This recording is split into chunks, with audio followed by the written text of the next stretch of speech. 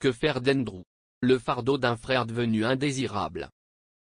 La preuve du mensonge du duc d'York, avec la publication de son courriel échangé avec Jeffrey Epstein, l'a remis sur le devant de la scène. Malgré sa relative invisibilité, le prince Andrew reste l'éléphant au milieu d'un magasin de porcelaine. Problème, il reste de moins en moins d'options pour le faire sortir du cadre.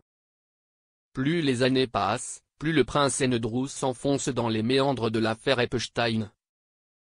Et plus le nombre d'options pour l'extraire de la monarchie britannique se réduit. Malgré son absence de tous les événements publics liés à la couronne, il reste membre de la famille royale et, à ce titre, demeure visible lors d'événements privés, comme les funérailles de la duchesse de Kent. Une scène révélatrice entre le prince William et son oncle. Le 16 septembre, cette cérémonie a offert une image révélatrice, celle du prince William, le regard fermé et les lèvres pincées, aux côtés de son oncle Andrew. Ce dernier, s'escrimant à lui faire la conversation, s'est vu opposer une attitude contrite de la part de son neveu, visiblement gêné par cette tentative d'échange. Même lors d'événements privés, le prince Andrew dérange. Déchu de ses titres militaires, démissionné de ses œuvres caritatives. Banni de l'agenda royal, Andrew, qui ne peut plus utiliser le titre de Sar Son Altesse Royale, accolé à son nom. Reste duc d'York, chevalier de l'ordre de la Jarretière et titulaire d'un bail courant jusqu'en 2078 pour le Royal Lodge. Quelles options restent-ils à la firme pour le rendre encore plus invisible?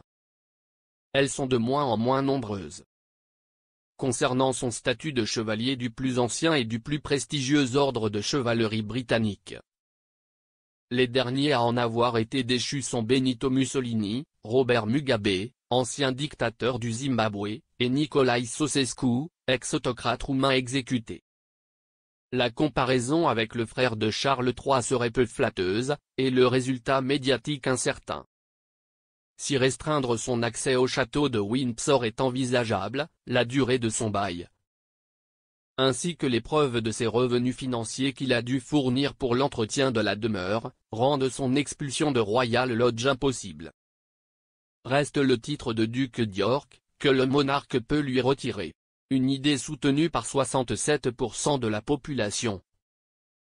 Selon un sondage YouGov, et notamment par des élus municipaux de la ville d'York.